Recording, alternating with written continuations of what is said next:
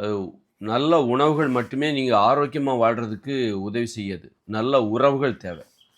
இப்போ பிடிச்சவங்களோட வாழணும். உறவுகளில் நம்ம அலட்சியமாக இருக்கும். யாரோ அப்பா அம்மா பார்த்த ஒரு பொண்ணை கல்யாணம் பண்ணிக்கிறது, பையனை கல்யாணம் பண்ணிக்கிறது. அது உங்கள் மகிழ்ச்சியை தீர்மானிக்குங்கிறது உங்களுக்கு தெரியாதா? நீங்கள் ஆரோக்கியமாக வாழ்கிறதுக்கு உறவுகள் மிக முக்கியம். நல்ல உணவுகளை சாப்பிட்றீங்க. ஆனால் உங்களுக்கு பிடிக்காதவங்கள கல்யாணம் பண்ணிட்டீங்கன்னா அவ்வளோதான். பிடிக்காத ஒரு மாப்பிள்ளையை கல்யாணம் பண்ணிட்ட. உன்னுடைய கணவன் உனக்கு சுத்தமாக பிடிக்கல. ஆனால் நீ சாப்பிட்றது சத்தான உணவு.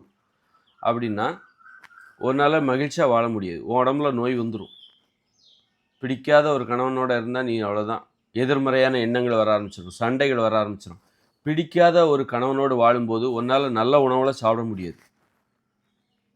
நல்ல உணவுகளை சாப்பிடணுன்னா உனக்கு பிடித்தவரோடு நீ வாழ வேண்டும். அப்போ தான் உனக்கு நல்ல உணவுகளை சாப்பிடுவதற்கான மன உறுதி ஏற்படும்.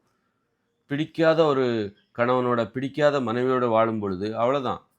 அதுவே உன்னை அழித்து விடும். அப்படி இருக்கும்போது ஒரு நல்ல உணவுகளை நான் ஏன் சாப்பிட வேண்டும்?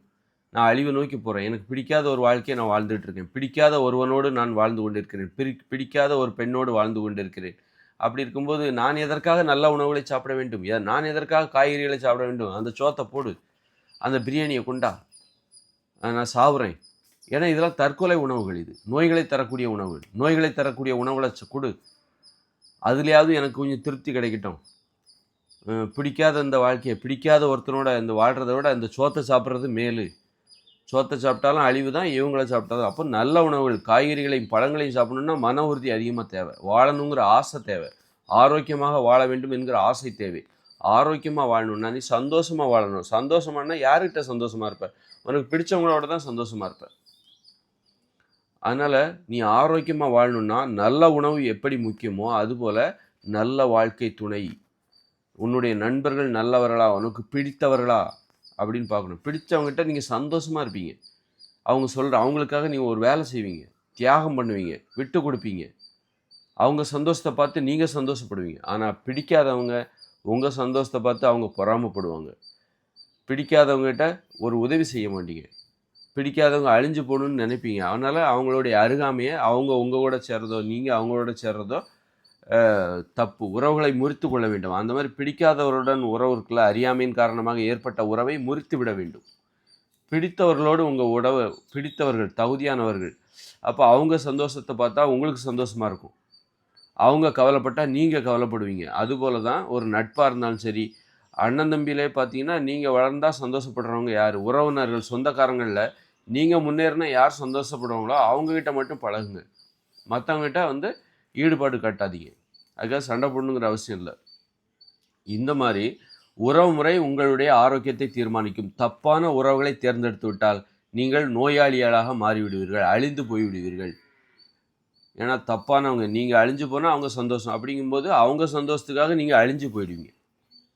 ஏன்னா கூட இருக்கிறவங்க எதை பார்த்து நம்மளை பார்த்து சந்தோஷப்படுறாங்க? நாம் அழிந்து போனால் நம்முடன் இருப்பவர்கள் சந்தோஷப்படுகிறார்கள். நம்ம சொந்தக்காரங்களில் நம்ம நெருங்கி பழகுறோம். ஆனால் அப்படிப்பட்டவங்க நாம் அழிஞ்சு போனால் சந்தோஷப்படுறோம். அப்படிங்கும்போது நம்ம பக்கத்தில் இருக்கிறவங்கள சந்தோஷப்படுத்தி பார்க்குறது தான் நம்முடைய வேலை. அப்படி இருக்கும்போது நாம் அழிந்தால் அவர்களுக்கு சந்தோஷம் என்றால் நாம் அழிந்து போவோம் அப்படின்னு நாமளே அந்த மாதிரி தான் போவோம். அதனால் நாம் முன்னேறினால் நம் அருகில் இருப்பவர்கள் சந்தோஷப்படுகிறார்கள். அது உங்களுடைய கணவனாக இருக்கலாம், மனைவியாக இருக்கலாம், சொந்தக்காரங்களாக இருக்கலாம். அப்படிப்பட்டவங்கள வச்சுக்கிட்டிங்கன்னா அவங்களை சந்தோஷப்படுத்துறதுக்காக நீங்கள் முன்னேறுவீங்க.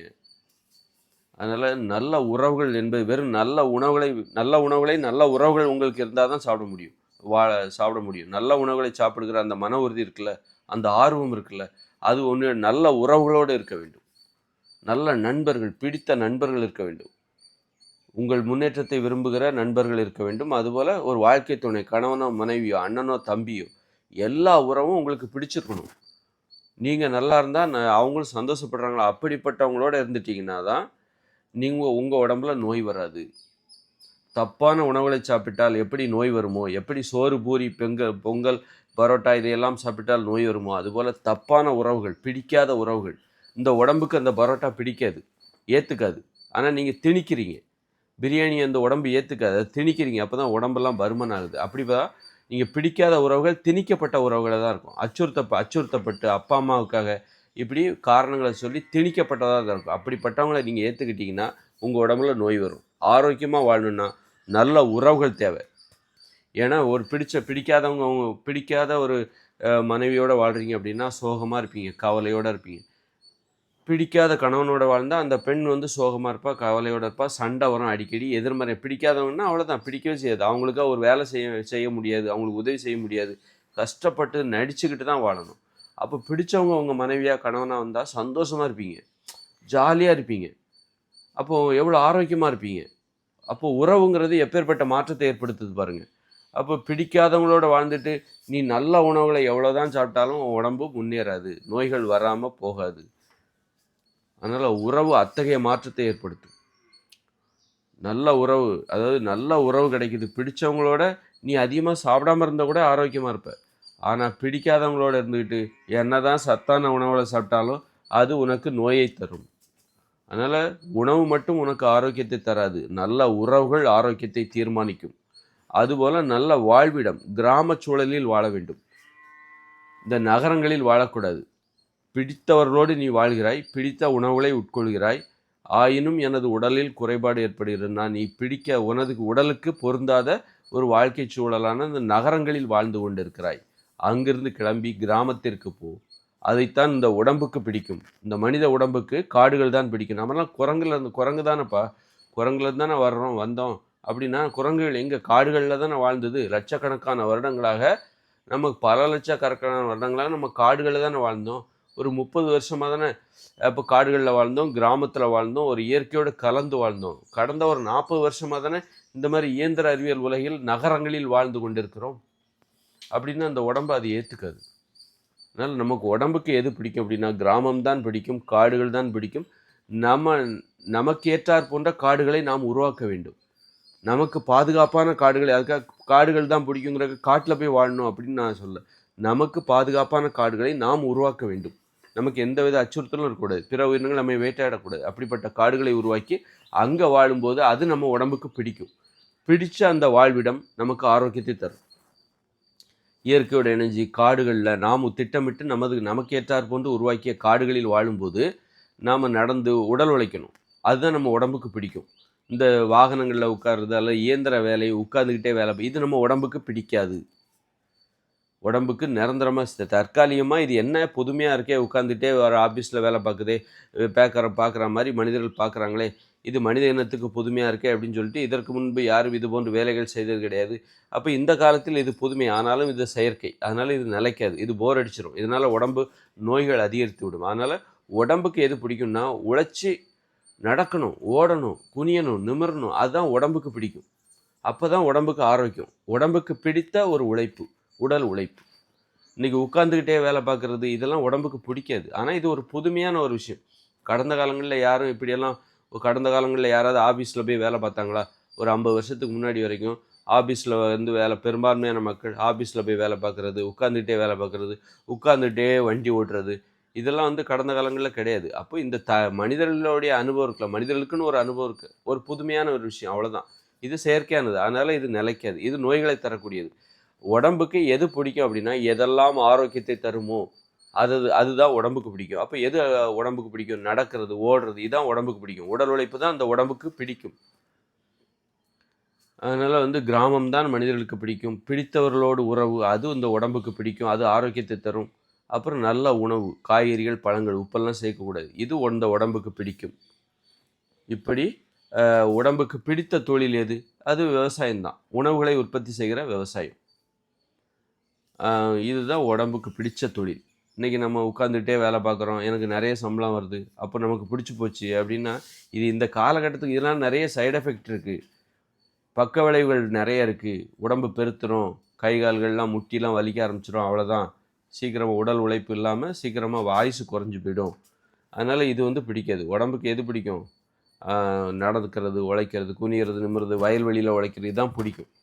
அதனால் இப்படி பிடித்த ஒரு வாழ்க்கை வாழும்போது தான் நம்ம ஆரோக்கியமாக வாழ முடியும்.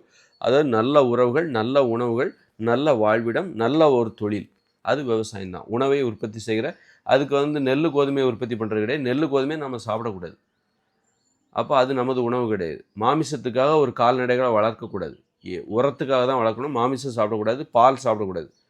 குழந்தையாக இருக்கும்போது மட்டும்தான் பால் சாப்பிடணும். அப்போது இந்த மாதிரி விவசாயம்னா என்ன அப்படின்னா உடனே நெல், கோதுமை, கால்நடை இறைச்சி அல்லது பால், தயிர், மோர், வெண்ணெய், இதுதான் வந்து இதற்காக கால்நடை இதுதான் விவசாயம் நினைக்காதீங்க. இது கடினமான விவசாயம். இது நோய்களை தரக்கூடிய விவசாயம். அரிசி கேழ்வரகு கோதுமைலாம் சாப்பிடக்கூடாது. இந்த மாட்டுப்பால்லாம் குடிக்கக்கூடாது. மாமிசம் சாப்பிடக்கூடாது. ஆடு மாடுகளை வளர்க்குறேன்னா வெறுமனே உரத்துக்காக மட்டும்தான் வளர்க்குறேன். அந்த மாதிரி ஒரு விவசாயம். காய்கறி பழங்களை உற்பத்தி செய்ய வேண்டும். எளிதானது. காய்கறி பழங்கள்லாம் சீசனில் வரும். வெண்டைக்காய், கத்திரிக்காய், சுரைக்காய், வெள்ளரிக்காய் இதை உற்பத்தி செய்கிற ஒரு எளிய விவசாயம். இதற்கு குறைவான தண்ணீர் தான் தேவை. ஆனால் நெல் கோதுமையெல்லாம் நிலத்தை பண்படுத்த வேண்டும். தண்ணீர் வயல்வெளியில் நீர் நிரம்ப நிற்க வேண்டும். அது எல்லா இடத்துக்கும் ஏற்றது கிடையாது. எங்கேயாவது காவிரி நீர் ஆற்று பாசன பகுதியில் தண்ணீர் ஆற்று பகுதி வரும்.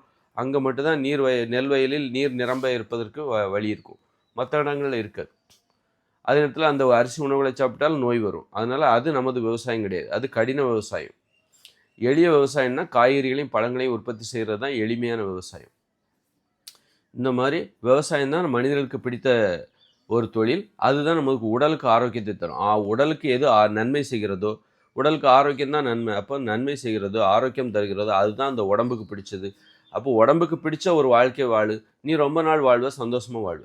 பிடித்தவங்களுக்காக வாழணும். பிடித்தவர்களோடு வாழ வேண்டும். அதான் அந்த உடம்புக்கு பிடிக்கும். பிடித்த உணவுகளை சாப்பிட வேண்டும். உடம்புக்கு பிடித்த உணவுகளை சாப்பிடு.